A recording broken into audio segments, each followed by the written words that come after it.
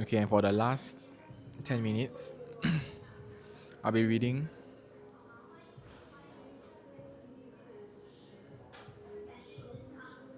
For the last 10 minutes, I'll be reading a book called Strange Pictures. Apparently, it's a very good book, and one of my friends recommended it to me. So I'm going to read it. This is how it looks like. Strange Pictures by Uketsu. Alright, everyone. Now I'm going to show you a picture. The professor, Dr. Tomiko Hagio, fixed a sheet of paper onto the classroom's backboard. She pointed at a drawing on it as she spoke. As you well know, I now dedicate my time to teaching, but before I start lecturing young people like yourself, I cut my teeth as a practicing psychologist. I offered therapy to quite a number of patients over the course of my career. This picture is a copy of a drawing done by a patient I treated early on, a young girl. Let's refer to her as Little A for now. When Little A was 11 years old, she was arrested for the murder of her mother. Her words sent a ripple of shock through the students.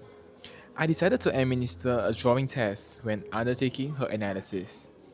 A drawing test requires that we have the patient follow a drawing prompt and use the results to analyze the patient's mental state.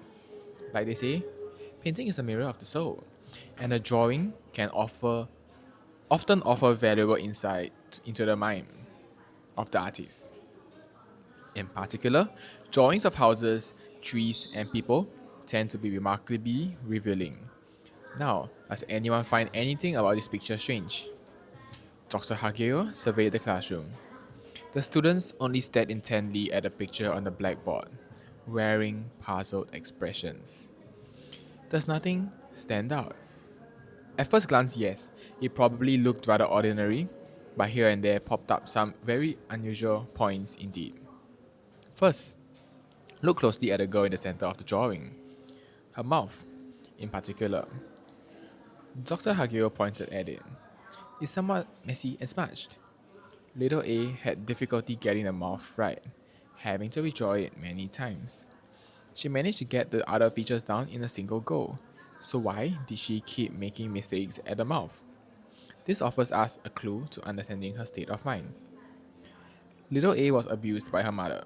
Dr. Hagio elaborated.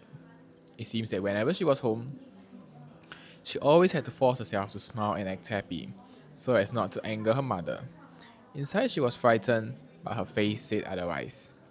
Even if it was a lie, she reasoned, if I don't smile right, she will beat me. While drawing the mouth, the feeling reawakened, and it disturbed her.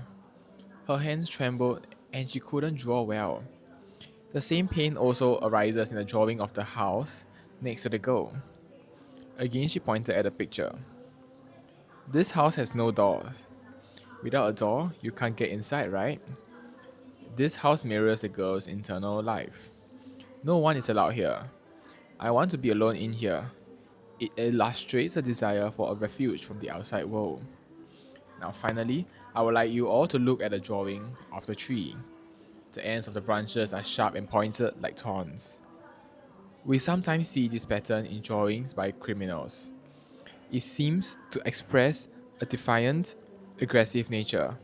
It says, I will hurt you, or I will prick you.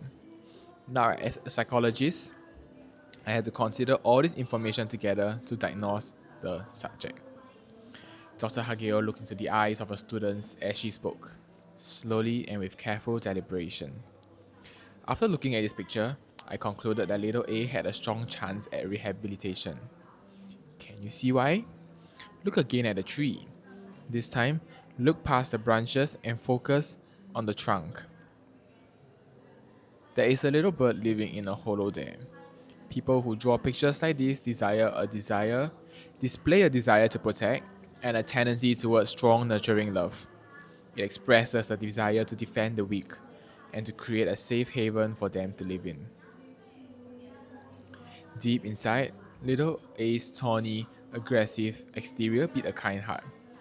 If we gave her a chance to interact with animals or small children, we could foster that kindness and possibly overcome her aggressive spirit. That is what I surmised then, and to this day, I remain confident in that diagnosis and recommended course of treatment. I understand that little A is now living happily as a mother. Chapter 1: The Old Woman's Prayer. In the window of an old apartment in a working class Tokyo neighborhood, a light glimmered despite the late hour. The apartment's sole resident was 21-year-old Shusei Sasaki, a college student. He really should have been cramming for exams or working on a resume for his upcoming job search. But that night, he found himself glued to the computer screen for an altogether different reason. So this must be the block Kurihara was talking about, he muttered to himself. Kurihara was a younger student. He and Sasaki were both members of the college paranormal club. That afternoon, Sasaki had ran into him in the cafeteria and they had ended up having lunch together. Sasaki had been too busy with job hunting lately to attend any club meetings, so he was eager to catch up with his clubmate after so long away. After they had brought each other up to date and discussed the upcoming overnight with the club, naturally the talk turned to their shared interest in the bizarre and unexpected. So Sasaki, have you gathered any intel lately? Kurihara wore an odd expression as he spoke. In the time, gathering intel was code for watching or reading anything related to the paranormal. None. I've been swamped. I haven't seen any movies, read any books, or even surfed online. Alright then, I'll put you onto something juicy. I just found a very strange blog. A blog? What about? It's called. Oh no, not Raku. At first glance, it's perfectly innocent. But there's something there. Something strange about it. I can guarantee a chill, at the very least. So do give it a look. Right. In Sasaki's experience, Kurihara was an easygoing kind of guy. He always preferred to hang back and stay out of things, so when he recommended something with such enthusiasm, Sasaki knew he couldn't ignore it. 12 a.m. The only sound was the ticking of his clock. Sasaki gulped as he opened the blog Kurihara had told him about. He felt nostalgic, rather than nervous. Once, there had been so many blogs like this. Ah, blogs. The concept now almost seemed quaint. Everyone had a different take on theirs. The blogs came in all sorts of styles. Some simple diaries, some hobby sites, others outlets for political rants. There was so much freedom to them. There had even been a time where you could find blogs written by cats or rice patulas. But these past few years, the fever had died down and you found far fewer than before. By the title alone, you would assume that the author was named Raku, but it was such an unusual, suggestive name. A pen name? Probably. And the exaggerated, oh no, was such a weak attempt at humor. The kind of uninspired silliness that was the hallmark of your average diary. The latest post flickered beneath the title. It was dated November 28, 2012. So about a year and a half ago, meaning the blog hadn't been updated since. It read, to the one I love most, 11/28/2012. I'm going to stop updating this blog today. I have figured out I finally figured out the secret of those three drawings. I can't imagine the kind of pain you must have been suffering, nor can I understand the depths of whatever sin you committed. I cannot forgive you, but even so, I will always love you. Raku. Sasaki read this short, disturbing entry over and over. The more he did, the deeper the mystery grew. He couldn't imagine what meaning lay below the phrases, to the one I love most, the secret of those three drawings, and whatever sin you committed.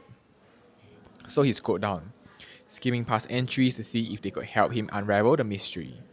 The first entry was dated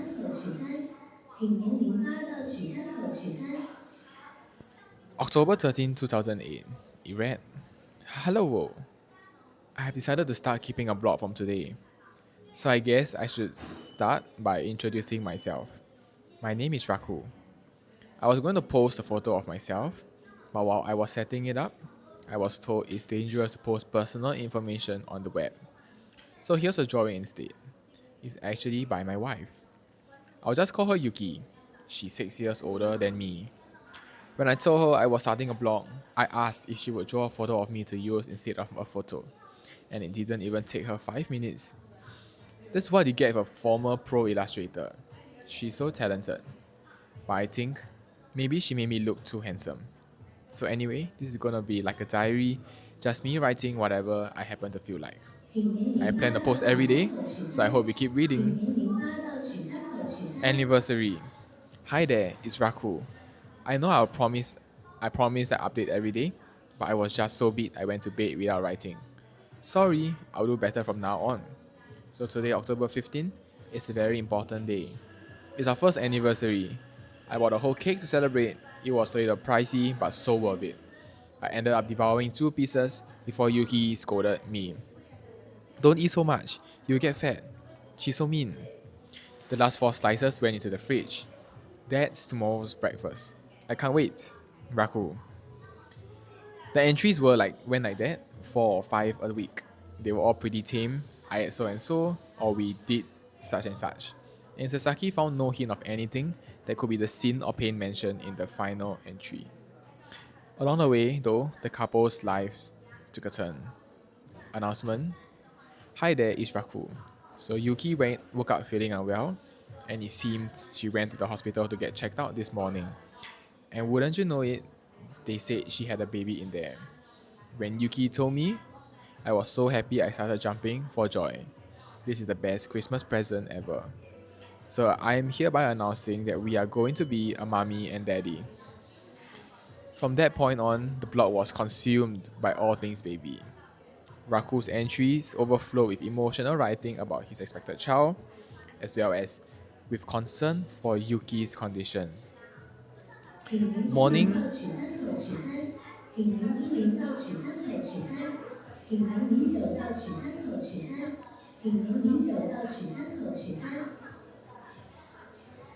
Morning sickness sucks.